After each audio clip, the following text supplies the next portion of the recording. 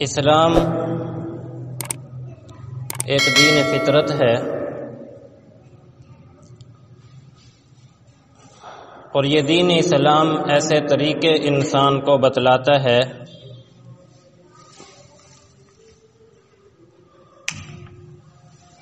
جو اسے کامیابی و کامرانی تک پہنچاتے ہیں، بلکہ ایسے اخلاق سے انسان کو مزین کرتا ہے کہ اس سے انسان پاکیزہ اور سکون اور اطمینان والی زندگی گزارنے کا سلیقہ سیکھتا ہے۔ ہم آج نام نہاد روشن خیالی کے ایسے تاریک دور سے گزر رہے ہیں جس میں عمومی طور پر انسان اپنے دینی، روحانی اور لطیف جذبات کو دل کے کسی ویران گوشے میں ڈال کر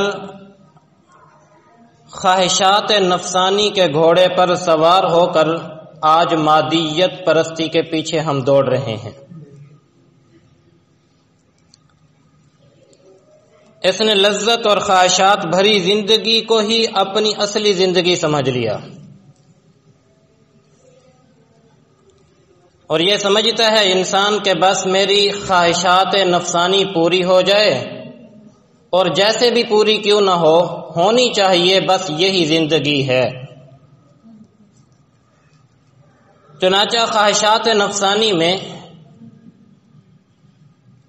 ایک خواہش جنسی تسکین ہے اور اس جنسی تسکین کو پانے کے لیے آج کا انسان کچھ اس طرح سرگرداں ہے کہ اس نے شرم اور حیا کی تمام حدود کو پھلانگ دیا ہے۔ وہ صفات عالیہ جو دین اسلام کا محور اور مرکز تھے،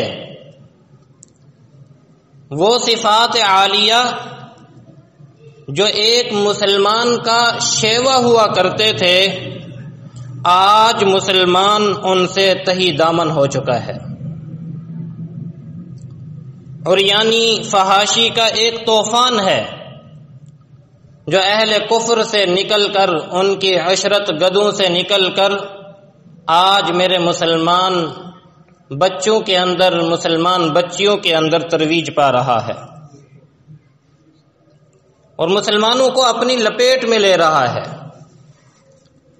T V, videos, cable, internet جیسے شیطانی ذرائع کے ذریعے سے آج امت مسلمہ کے ان نوجوانوں کو تباہ و بربادی کے دہانے پر لے جا رہا ہے۔ چنانچہ بے حیائی، اخلاق باختگی کے وہ مناظر آج دیکھنے کو نظر آ رہے ہیں جو اس سے پہلے نہ کبھی سنے تھے اور نہ کبھی دیکھے تھے، بلکہ اس سے پہلے اہل کفر کا خاص وتیرہ جو ہوا کرتا تھا، آج مسلمان انہی طریقوں کو اپنا کر بڑی خوشی کے ساتھ ان کو اپنی زندگی کے اندر رائج کر رہا ہے۔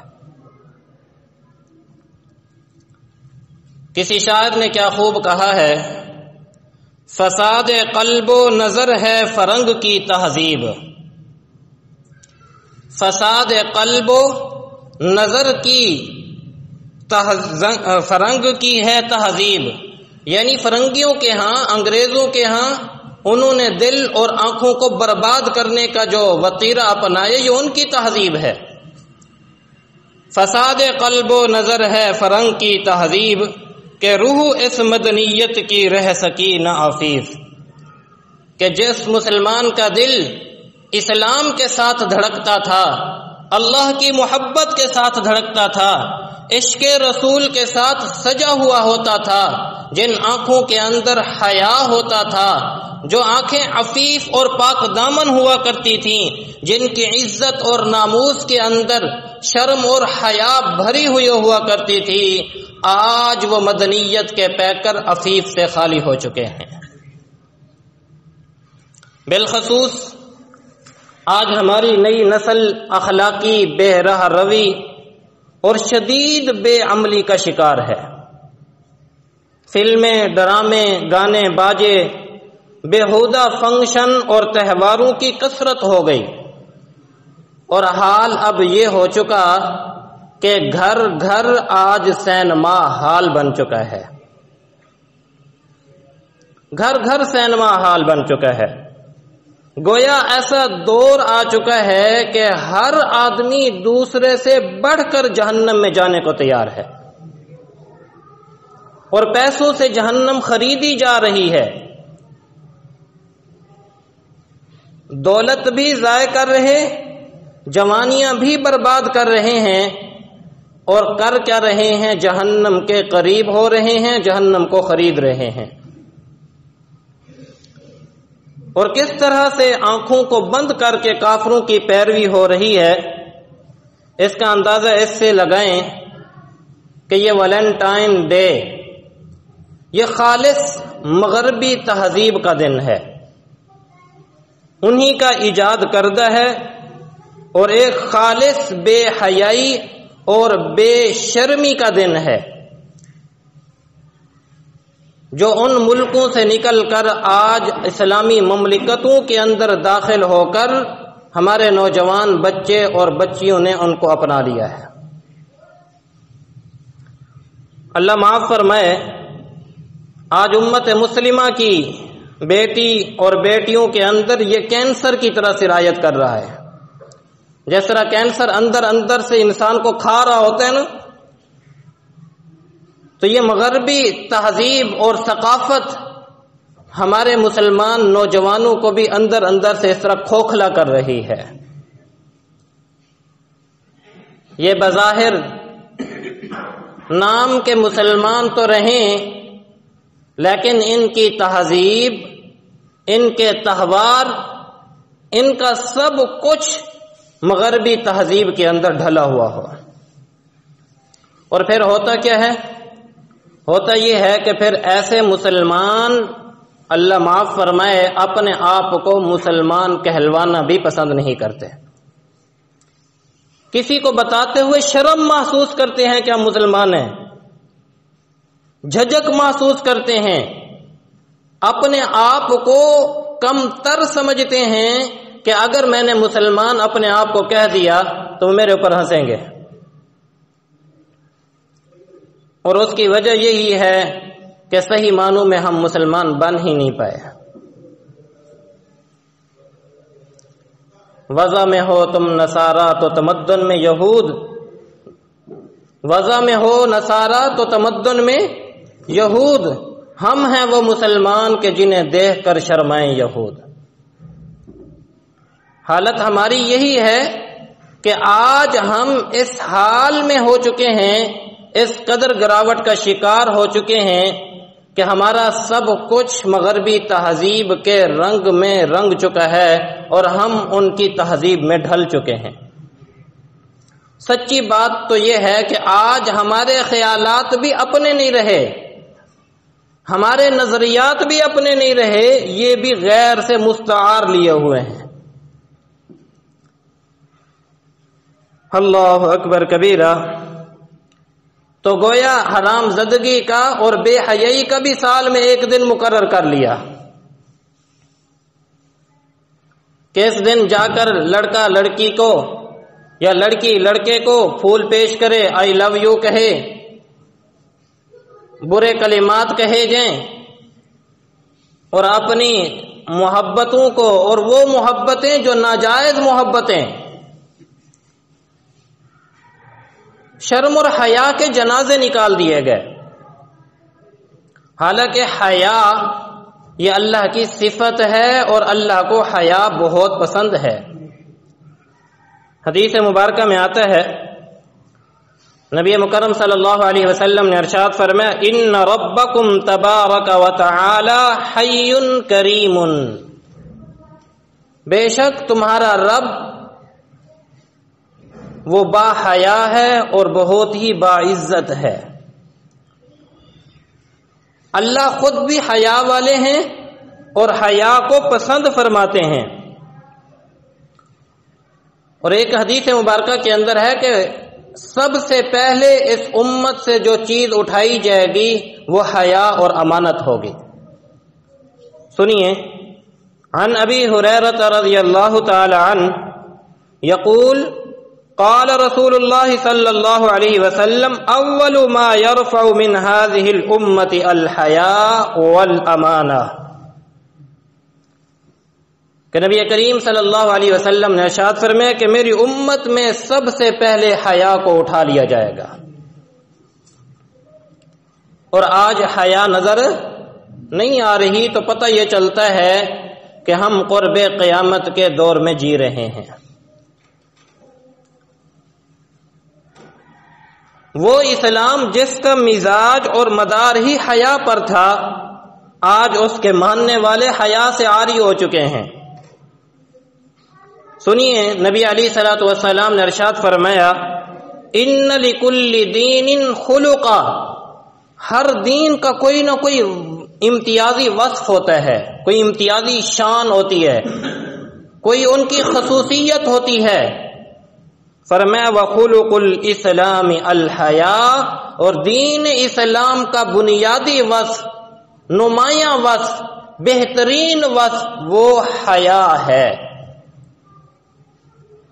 کہ اسلام جس کا مزاج ہی حیا تھا، جس کا مدار ہی حیا پر تھا، آج اسلام کے نام لیوا انہی بنیادوں کو کھوکھلا کرنے میں لگے ہوئے ہیں۔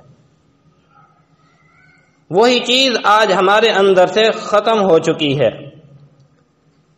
نبی علیہ الصلوۃ والسلام نے ارشاد فرمایا الحیاء والایمان مقرونان، کہ حیا اور ایمان دونوں اکٹھے ہوتے ہیں، یعنی جس کے اندر ایمان ہوگا اس کے اندر کیا ہوگی؟ حیا بھی ہوگی، اور جس کے اندر حیا نہیں گویا اس کے اندر ایمان بھی نہیں۔ اسی لیے فرمایا لا یفترقان الا جمیعا، یہ دونوں نہ جدا ہو سکتے ہیں، یا تو دونوں اکٹھے ہوں گے، نہیں تو دونوں ہی چلے جائیں گے۔ تو اس سے پتہ چلتا ہے کہ یہ جو بے حیائی کا آج دورہ ہے، اس کی وجہ یہی ہے کہ آج ہمارے سینے گویا ایسے لگتا ہے ایمان سے خالی ہو چکے ہیں۔ اور بڑے افسوس کی بات ہے کہ مسلمان یہ دن بڑے اہتمام کے ساتھ منانے کی آج کوشش کرتے ہیں، باقاعدہ حکومتی سرپرستی میں اعلان کیا جاتا ہے تہوار منانے کا، اور تقریبات ٹی ویوں کے اوپر شوز کے ذریعے سے، ہوٹلوں کے اندر، تفریحات کے مقامات پر ایسی تقریبات کو منعقد کیا جاتا ہے جس سے مسلمانوں کے اندر بے حیائی کے اثرات مزید بڑھ جائیں۔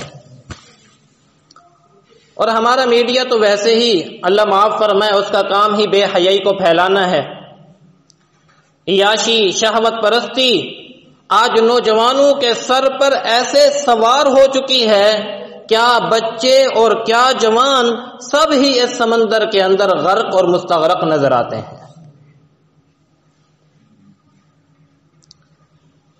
ارے جس کا ہم نے کلمہ پڑھا ہے، جس نبی کو ہم نے اپنا نبی مانا ہے، ذرا اس کا تو حیا دیکھیے۔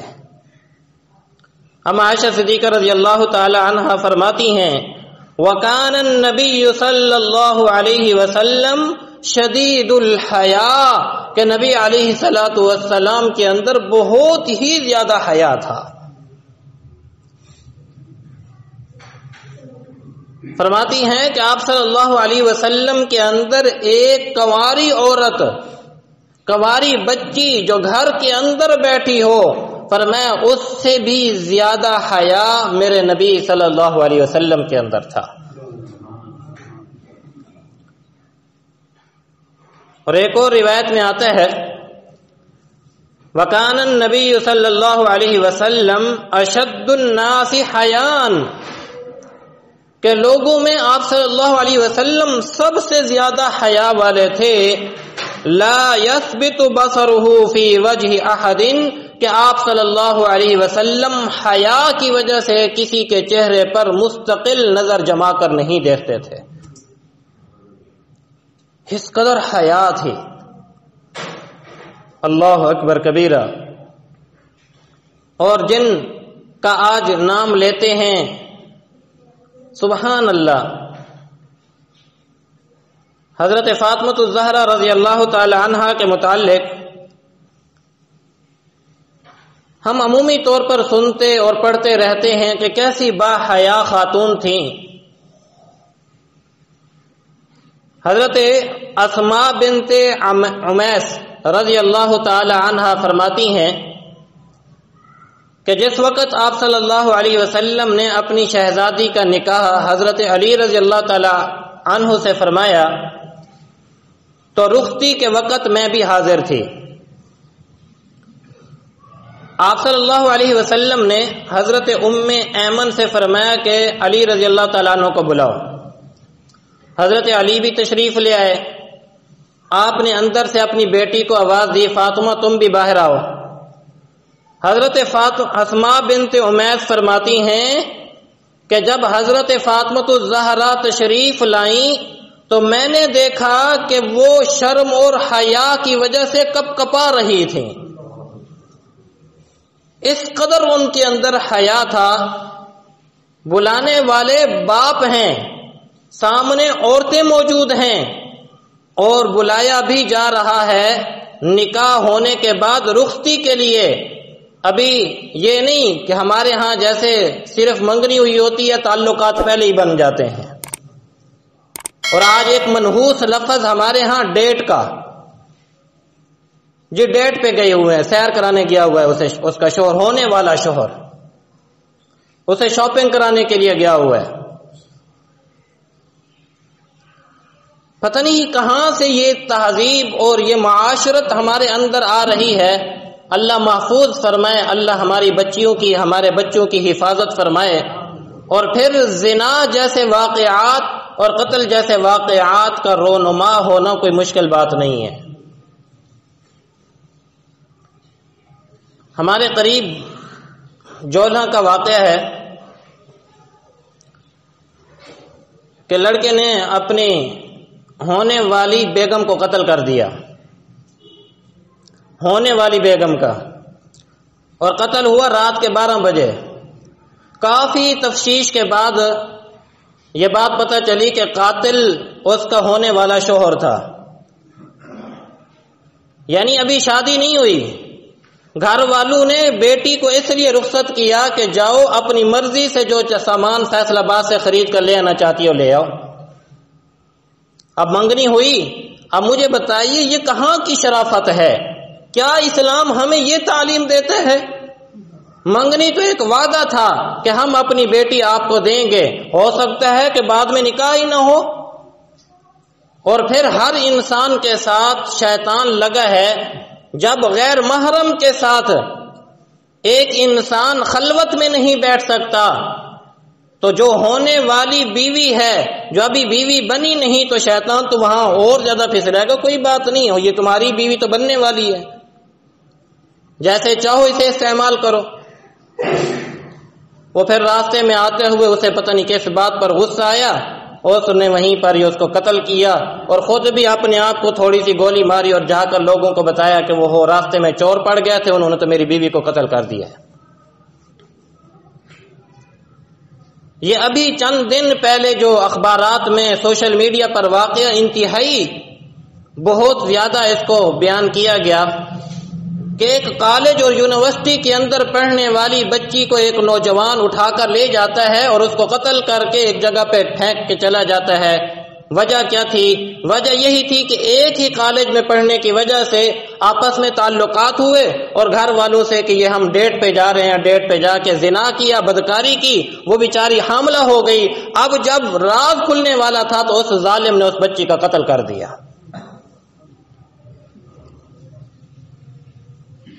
خدا را اپنی بچیوں کے پرورش محبت سے ضرور کریں، لیکن ہمارے بزرگ فرماتے ہیں کہ نگاہ شیر والی رکھا کریں. بچوں کو محبت ضرور دیں، لیکن ان کی ایسی تربیت نہ کریں کہ کل کو آپ کے سر سے پگڑی اتر کر آپ کے پاؤں کے نیچے آ پڑے.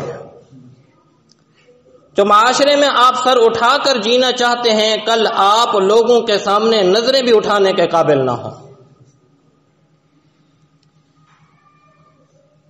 میں اپنی ماؤں اور بہنوں سے بھی یہ گزارش کروں گا کہ خدا را جس فاطمہ کا نام تم لیتے ہو اس کا تو حیا دیکھو کہ موت کے وقت بھی وصیت کر کے جا رہی ہیں اسی حضرت اسماء بنت امیس کو کہ میں جب فوت ہو جاؤں تو میرا جنازہ رات کے وقت اٹھانا کہ کسی غیر محرم کی نگاہ میری میت کے اوپر بھی نہ پڑ سکے۔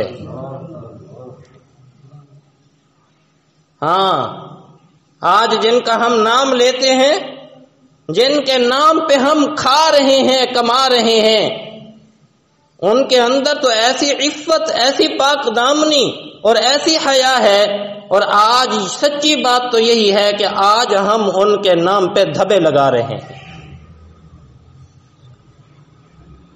اور قرآن عظیم الشان میں دیکھیے، قرآن نے عورت کی آواز کو پردہ کہا ہے، وَلْيَضْرِبْنَ بِأَرْجُلِهِنَّ لِيُعْلَمَ مَا يُخْفِينَ مِنْ زِينَتِهِنَّ۔ ہاں، اور میں عورت سے کہا تم اپنے پاؤں کو بھی زمین پر زور سے نہ مارو، پاؤں کو زور سے زمین پر نہ مارو۔ کیا فرمایا؟ پاؤں کو بھی زمین پر زور سے نہ مارو، کہ کہیں تمہارا ایسا نہ ہو کہ اس پاؤں کے اندر پہنے ہوئے زیور یا کی آواز غیر محرم تک پہنچ جائے اور اس کے دل کے اندر کوئی بات پیدا ہو، اس گناہ کا وبال بھی تمہارے سر پڑے گا۔ آج جس شریعت نے عورت کو اتنا مستور رکھا ہے، چھپا کر رکھا ہے، آج وہ عورت بے حیا اور بے شرمی کی حدوں کو پھلانگ کر اس حد تک پہنچ چکی ہے۔ ناراض نہ ہوئیے گا، کل اگر میری بچی کے سر سے دوپٹہ سرکتا تھا، باپ فوراً کہتا تھا بیٹا سر سے تمہارا دوپٹہ اترا ہے، اچھی بات نہیں ہے۔ آج میری انہی ماؤں اور بیٹیوں کے سروں سے کیا گلوں سے بھی دوپٹے اتر گئے ہیں۔ جس بے حیائی کا تصور پہلے نہیں تھا، آج ان لباسوں کے ذریعے سے، ایسی چیزوں کے ذریعے سے اس بے حیائی کو عام کیا جا رہا ہے۔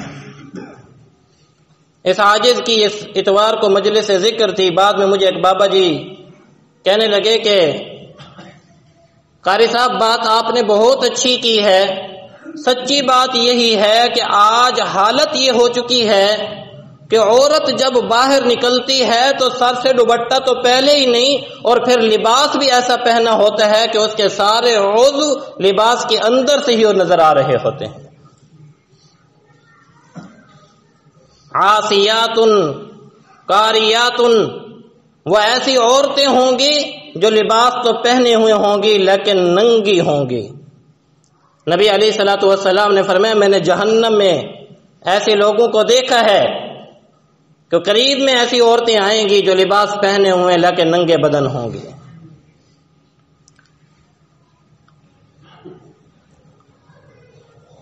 ایک جہاد کے موقع پر ایک صحابی فرماتی ہیں کہ ایک صحابیہ ام خلاد رضی اللہ تعالی عنہا کا بیٹا شہید ہو گیا۔ غالباً یہ غزوہ احد کا واقعہ ہے، اور آپ جانتے ہیں کہ غزوہ احد میں مشرکین نے غصے کی وجہ سے مسلمانوں کی لاشوں کے ساتھ کیا کیا تھا، آپ سب جانتے ہیں۔ موسلے کیے گئے، ناک کاٹ دیے گئے، کان کاٹ دیے گئے، ہاتھوں کے جوڑ کاٹے گئے، جسم کے ٹکڑے ٹکڑے کیے گئے۔ یہ صرف حضرت حمزہ رضی اللہ تعالی عنہ کے ساتھ نہیں تھا، اور بھی کچھ صحابہ ایسے تھے جن کے جسموں کے ساتھ یہی کچھ کیا گیا تھا۔ تو حضرت ام خلاد رضی اللہ تعالی عنہ اپنے بیٹے کی خیریت دریافت کرنے کے لیے نبی علیہ الصلوۃ والسلام کے پاس آئیں، اور آ کر آپ صلی اللہ علیہ وسلم سے پوچھا یا رسول اللہ میرا بیٹا کیسا ہے؟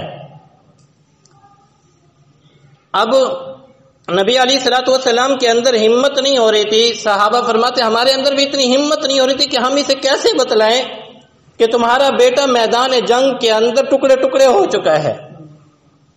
ایک ماں ہے نا، ماں کے اندر کے جذبات اور احساسات کو ہم کیا سمجھیں۔ بہرحال کسی نے اشارہ کیا اور کہا کہ اماں جی وہ آپ کا بچہ بیٹھا ہوا ہے، شہید ہو گیا ہے، وہ ہے آپ کا بچہ۔ تو ام خلاد رضی اللہ تعالی عنہ گئیں، اپنے بچے کے ٹکڑوں کو ایک چادر کے اندر سمیٹا اور ڈالا۔ کوئی ایسے الفاظ نہیں، کوئی ایسی حرکت نہیں کی جو بے پردگی والی ہو۔ راوی کہتے ہیں کہ ایک صحابی کی زبان سے نکلا، ام خلاد تمہارے بیٹے کے ٹکڑے ٹکڑے ہو گئے اور پھر بھی تم پردے کے اندر آئی ہو۔ کہنے لگی مجھ سے میرا بیٹا تو شہید ہوا ہے، حیا تو مجھ سے نہیں چھینی گئی،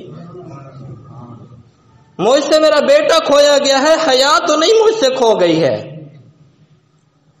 امت مسلمہ کی ماؤں اور بیٹیوں، کاش کہ آج تم بھی ان صحابیہ سے ہی سبق حاصل کر لیتی۔ ہم کیا کرتے ہیں، نہ شادی بیاہوں کے موقعوں پر اس چیز کا احساس ہوتا ہے اور نہ دوسرے مواقع کے اوپر اس بات کا احساس کیا جاتا ہے۔ اور یاد رکھیے کہ بے حیائی اللہ رب العزت کو سخت ناپسند ہے۔ حضرت ام عائشہ صدیقہ رضی اللہ تعالی عنہ فرماتی ہیں، فتح الکبیر میں یہ روایت ہے، لو کان الفحش خلقا لکان شر خلق اللہ، کہ اگر اللہ رب العزت فحاشی اور عریانی کو کسی مخلوق کی صورت میں پیدا کرتے، یعنی اگر اس کو کوئی شکل دی جاتی، اس کی کوئی صورت بنا کر کوئی مخلوق پیدا کی جاتی، تو نبی علیہ الصلوۃ والسلام نے ارشاد فرمایا کہ وہ اللہ کی مخلوق کائنات کی سب سے بدترین مخلوق ہوتی۔ اور ایک اور حدیث میں ہے کہ نبی علیہ الصلوۃ والسلام نے ارشاد فرمایا الجنت حرام علی الفاحش، کہ فحاشی اور عریانی کرنے والے، بے حیائی کرنے والوں پر اللہ رب العزت نے جنت کو حرام کر دیا ہے۔ حضرت شعیب بن ابو سعید رضی اللہ تعالی عنہ فرماتے ہیں کہ جو شخص بے حیائی کی باتوں سے لذت حاصل کرے گا، قیامت کے دن اس کے منہ سے پیپ اور خون اللہ جاری فرمائیں گے۔ اور ایک اور روایت میں آتا ہے، فرمایا کل قیامت کے دن ان کے شرمگاہوں سے اور ان کے منہوں سے اتنی بدبو ہوگی کہ ساتھ والے جہنمی اس سے تنگ آ کر اللہ سے عرض کریں گے کہ یا اللہ اس کو ہم سے دور فرما دیجئے کہ اس کی وجہ سے ہم بھی تنگ ہو رہے ہیں۔ اللہ اکبر کبیرہ۔ حضرت ابراہیم بن صابرہ رحمت اللہ علیہ تابعین میں سے ہیں، وہ فرماتے ہیں یؤتا بالفاحش المتفحش یوم القیامت فی صورت کلب، فرمایا کہ قیامت کے دن فحاشی اور بے حیائی کرنے والے اللہ کے ہاں کتوں کی شکل میں حاضر کیے جائیں گے، ان کی صورتیں کتے جیسی ہوں گی، اللہ محفوظ فرمائے۔ تو کس قدر آج بے حیائی اور عریانی پھیلائی جا رہی ہے اور آج ہم اس کا شکار ہو رہے ہیں، اللہ محفوظ فرمائے۔ آج کے ہمارے نوجوان لڑکے اور لڑکیاں عشق و محبت کے خبط میں مبتلا ہو کر بعض ایسی باتیں کر سکتے ہیں کہ جن کو سن کر بڑوں اور با حیا آدمی شرم ہو جاتا ہے، شرم سے پانی پانی ہو جاتا ہے۔ ایسے جملے بولے جاتے ہیں، ایسی باتیں کی جاتی ہیں بے حیائی والی، عریانی والی اور فحاشی والی۔ یاد رکھیے کہ اللہ رب العزت کو یہ بات پسند ہرگز نہیں ہے۔ بھلے زمانے میں جو بھلے اور سادے لوگ ہوا کرتے تھے، آپ بزرگ تشریف فرما ہیں، ساجد سے زیادہ اچھا جانتے ہیں کہ جب کسی لڑکے کی کہیں پر بات ہو جاتی تھی، منگنی ہو جاتی تھی، تو لڑکا اس محلے میں، اس گلی میں جانا ہی پسند نہیں کرتا تھا کہ وہاں میری منگیتر رہتی ہے، میرے سسرال رہتے ہیں، ابھی بات طے ہوئی ہے، میرے لیے وہاں جانا پسندیدہ نہیں، لوگ یہ سمجھیں گے کہ یہاں اس کی بات ہو گئی اس لیے چکر لگاتا پھرتا ہے۔ اس قدر حیا ہوا کرتے تھے، ان علاقوں کے اندر ہی نہیں جاتے تھے۔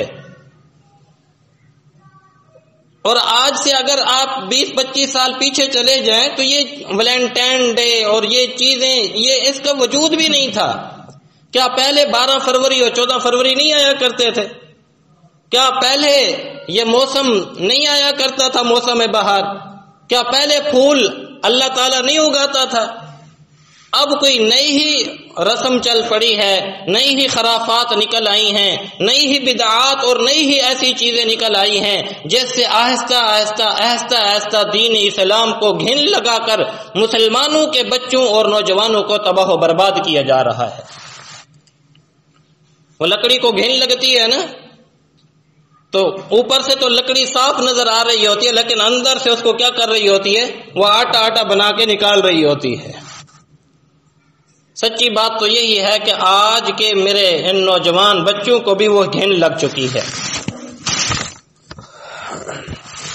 کفار کی تہذیب و تمدن کو اپنا کر اور ان کے میڈیا کو دیکھ دیکھ کر ہماری نوجوان نسل گلیمر اور رومانس کی ایسی دنیا میں گھر گئی ہے کہ وہ اپنی حقیقت کو ہی بھول چکی ہے۔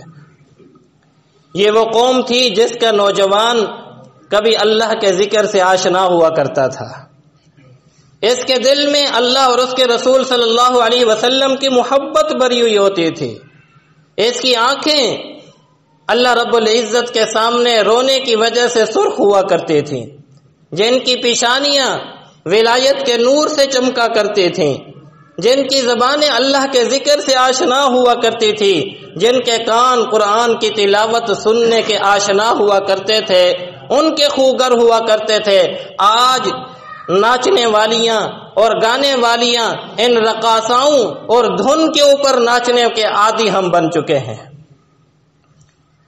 اللہ محفوظ فرمائے، کبھی اے نوجوان مسلم تدبر بھی کیا تو نے؟ شاعر کہتا ہے کبھی اے نوجوان مسلم تدبر بھی کیا تو نے، وہ کیا گردوں تھا تو جس کا ہے ٹوٹا ہوا تارا۔ کبھی تھا تو جو آسمان پہ چمکا کرتا تھا، کبھی تھا جس سے لوگ تجھے دیکھ کر رہنمائی اور آشنائی حاصل کیا کرتے تھے، آج دیکھ کر تجھے اپنے ہی سروں کو جھکا لیا کرتے ہیں۔ ہم نے بہت نام سنا محمد بن قاسم کا کہ جو راجہ داہر کے مقابلے میں چلا تھا، وہ کوئی بڑا یا کوئی بوڑھا آدمی نہیں تھا کہ جس کی شہوانی اور نفسانی خواہشات ختم ہو چکی تھی، نہیں، ایک نوجوان تھا، اور مورخین میں اختلاف ہے، بعض مورخین فرماتے ہیں کہ اس کی عمر 14 سال، بعض نے 18 سال، بعض نے 21 سال کا نوجوان لکھا ہے۔ عراق سے چلتا ہے، سینکڑوں میل کا سفر کرنے کے بعد سندھ کے مقام پر راجہ داہر کو شکست دیتا ہے۔ یہ وہ نوجوان ہے جس کی عفت، پاک دامنی اور جس کی شکل اور صورت کو دیکھ کر کئی لاکھ ہندو کلمہ پڑھ کے مسلمان ہو جاتے ہیں۔ کیا تھا یہ؟